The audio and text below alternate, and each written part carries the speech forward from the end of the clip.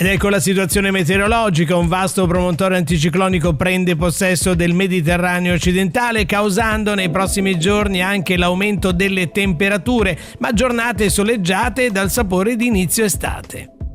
Nel pomeriggio di oggi cielo in prevalenza sereno su tutta la fascia costiera, qualche annuvolamento invece sarà presente nei settori interni appenninici. Venti deboli e variabili con mare in prevalenza poco mosso, temperature in aumento le massime ma non oltre i 25 gradi. Per domani, giovedì 21 maggio, i tecnici della Limet prevedono sempre condizioni stabili con cielo sereno al più velato su tutta la Liguria, venti deboli a regime di brezza dai quadranti meridionali con mare poco mosso o quasi calmo e temperature in aumento.